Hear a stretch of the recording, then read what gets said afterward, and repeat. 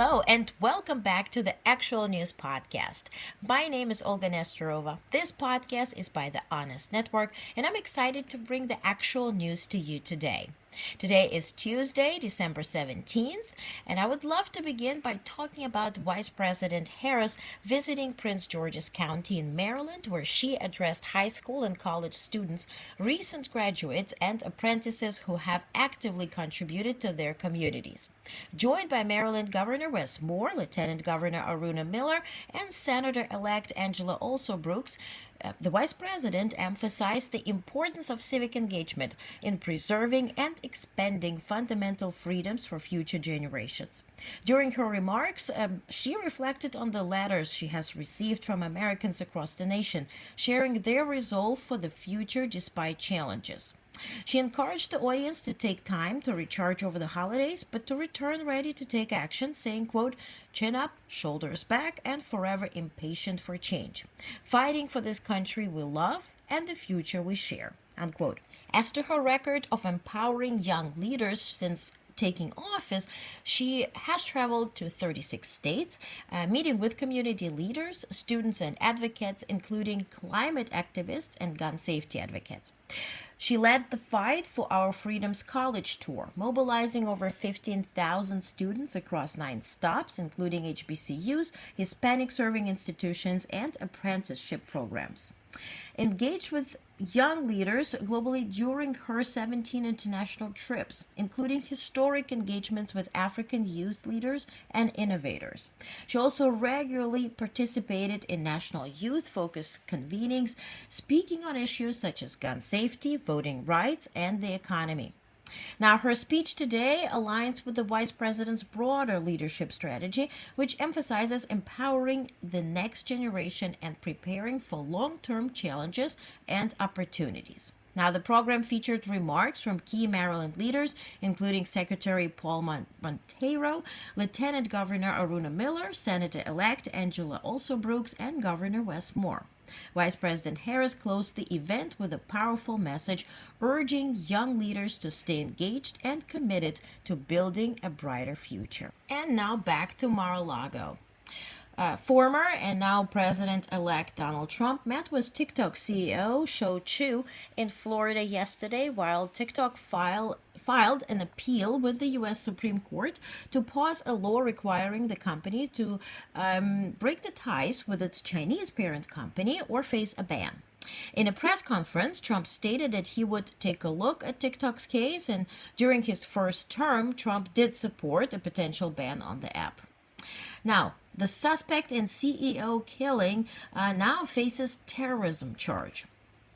We're talking about the suspect in the killing of the United Healthcare CEO, and now he has been charged with a first-degree murder, with the prosecution labeling the act as terrorism. Manhattan's district attorney described the attack as brazen, targeted, and premeditated, emphasizing that the killing was not random, but rather a politically motivated act. Now, in an interview with Nick Hanauer, President Joe Biden addressed the growing disconnect between how people experience the economy and how they perceive it. He attributed the gap to challenges in the media landscape, stating that the press no longer functions as it once did. Quote, "We pick what news we want to hear," Biden explained, emphasizing the challenges posed by the technological shift. He acknowledged the difficulty of discerning truth in today's media environment and questioned how to resolve the lack of clear evidence in the public discourse. Now, President-elect Trump was awarded with a Founding Father Award at his country club today, with attendees claiming he should be honored on Mount Rushmore for his contributions to saving America. As a result, the event has drawn attention for its bold rhetoric. Now, as to Transportation Department and U.S. Transportation Secretary Pete Buttigieg, he announced today a groundbreaking protections for airline passengers with disabilities, marking the most significant expansion of their rights in decades. The final rule mandates rigorous standards for safe and dignified assistance, enhanced training for airline staff, timely handling of wheelchairs, and improved accessibility measures. Notable provisions include enhanced assistance standards. Airlines must ensure safe, respectful assistance for passengers with mobility challenges. Also, staff training. Annual hands-on training for employees assisting passengers with disabilities is mandatory by June 2026. Also, prompt assistance and wheelchair handling. Airlines must ensure timely planing, deplaning, and the prompt return of wheelchairs in their original condition. Reimbursements and loaner equipment. Airlines must cover costs for delayed, damaged, or lost wheelchairs, provide loaner devices, and compensate for fare differences due to wheelchair-related travel issues. Onboard wheelchair standards will be also addressed. Now, enhanced onboard wheelchair requirements will be phased in with full implementation by 2031. This rule follows DOT's record-breaking penalty against American Airlines in 2024 for disability rights violations and aligns with efforts like the 2023 Accessible Lavatories Rule and the 2022 Airline Passengers with Disabilities Bill of Rights. Implementation begins in January 2025, with full compliance required by mid-2026. You can find more details that are available on flightrights.gov. Now, the U.S. Department of Treasury and their Office of Foreign Assets Control announced sanctions on 12 individuals and 8 entities spanning 7 countries for their involvement in the global illicit drug trade. This action, taken under Executive Order 14059, highlights the United States' commitment to countering the threat of synthetic drugs domestically and internationally. Quote, drug trafficking organizations continue to rely on a global web of producers, transporters, and sellers to bring their deadly wares to market, unquote, said Acting Undersecretary for Terrorism and Financial Intelligence Bradley T. Smith. He emphasized the importance of leveraging strong domestic and international partnerships to disrupt financial networks and fuel the drug trade. The sanctions were made possible through close collaboration with the Drug Enforcement Administration, international law enforcement partners in Colombia, Lithuania, and New Zealand, and support from the Treasury's Financial Crimes Enforcement Network. Contributions from financial institutions under the Bank Secrecy Act and coordination with foreign financial intelligence units also played a critical role. Now, also the U.S. Department of the Treasury's Office of Foreign Assets Control announced sanctions against 2 individuals and a UAE-based entity involved in laundering millions of dollars generated by North Korean IT workers and cybercrime operations. The sanctioned individuals facilitated money laundering and cryptocurrency conversion through a front company in UAE, ultimately funneling illicit funds to Pyongyang.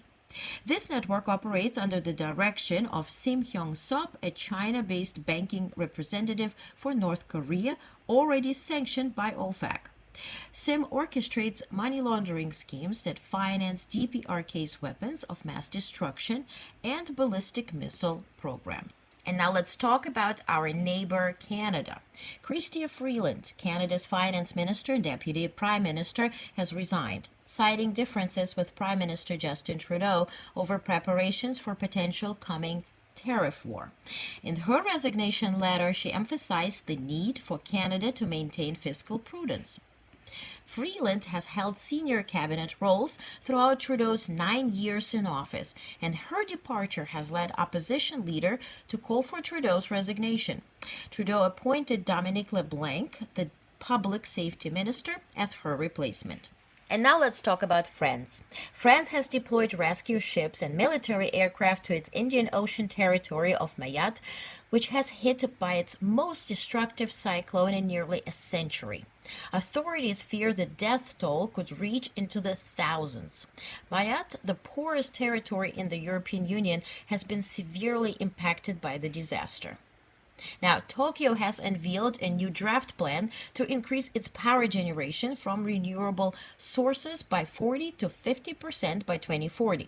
In a notable shift from its previous stance following the 2011 Fukushima disaster, the plan also includes nuclear energy, which will account for approximately 20% of Japan's energy mix. This change reflects Japan's evolving energy strategy, aiming for a balanced approach to meet both environmental goals and energy security.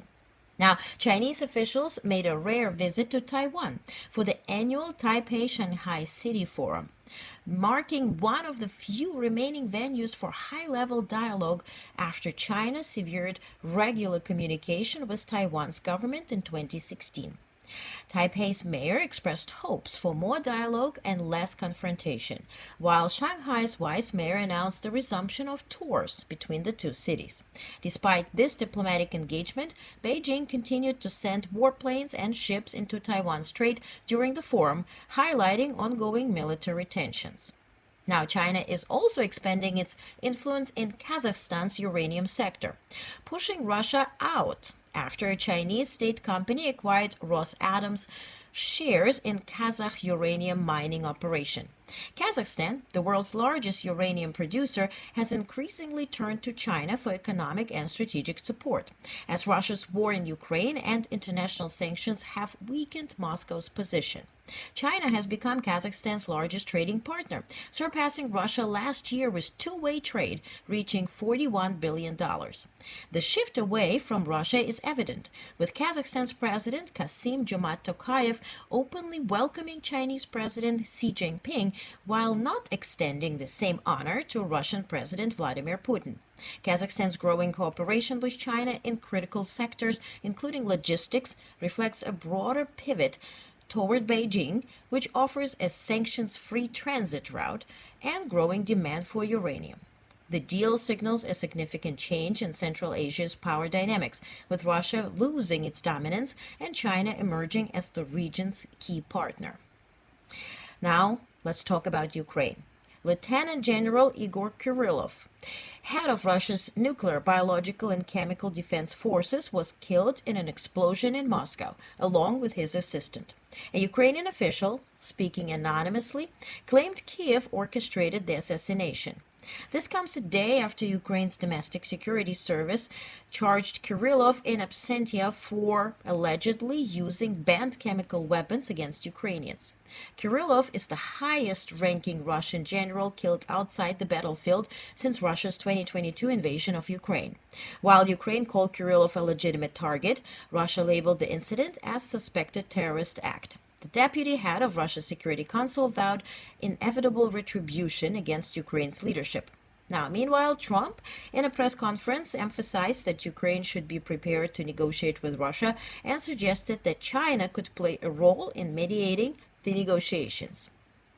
President Volodymyr Zelensky, the president of Ukraine, announced the allocation of 15 billion Ukrainian hryvnia to the e-recovery state program, aimed at pivoting or providing housing assistance to internally displaced persons affected by Russian aggression. The funds will help approximately 10,000 households, covering at least 30,000 people this year, with plans to secure additional funding. The program will issue housing purchase certificates to displaced families who lost their homes. Deputy head of office of the president, Irina Vereshchuk, highlighted the housing as a critical need for IDPs and veterans, with over 10 billion hryvnia already allocated to veterans' families. In fact, more than 10% of Ukraine's housing stock has been damaged, displacing 4.6 million people. In 2024, a pilot social housing initiative will be launched to accommodate 50,000 Ukrainians in its first phase. In Lviv, Ukrainian President Volodymyr Zelensky and Polish Prime Minister Donald Tusk met to discuss joint efforts in defense, diplomacy, and cultural cooperation. Zelensky emphasized the importance of mutual support, highlighting progress in resolving historical issues between the two nations. Key topics included military aid, expectations for Poland's upcoming presidency of the Council of the European Union, and Ukraine's aspirations for NATO and EU membership. Zelensky reiterated the need for a united European stance to achieve lasting peace, describing it as the peace through strength. Tusk reaffirmed Poland's unwavering support for Ukraine and shared plans to equip Ukrainian brigades, with collaboration from Baltic and Nordic countries.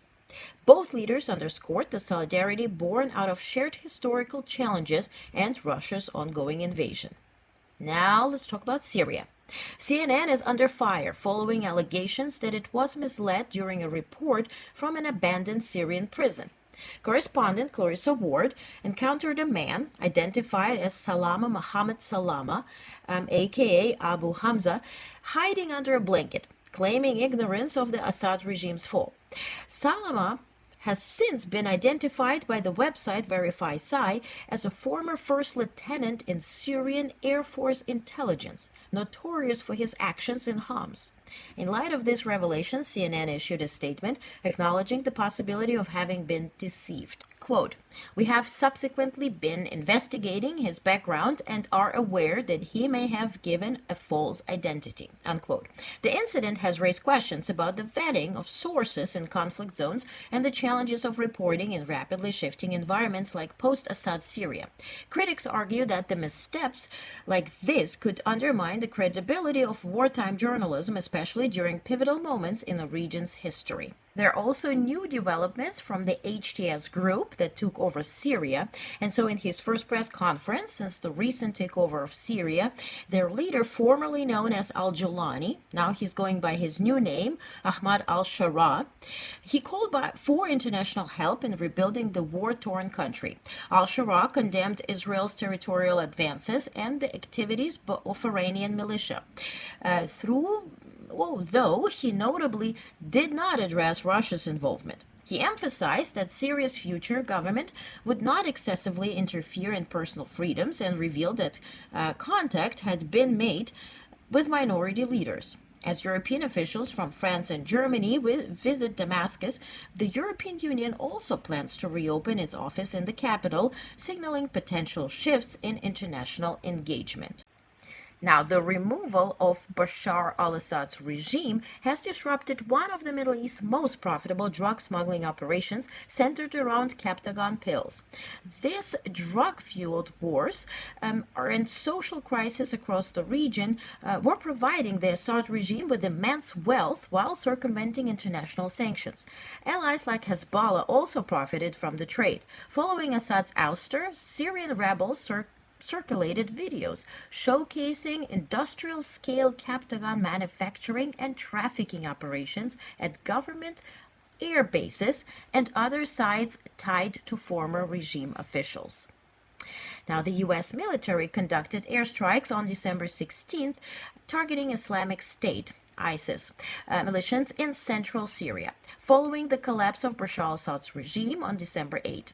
U.S. Central Command, CENTCOM, announced that 4 sites in Badia Desert were struck, killing 12 ISIS militants, with no reported civilian casualties.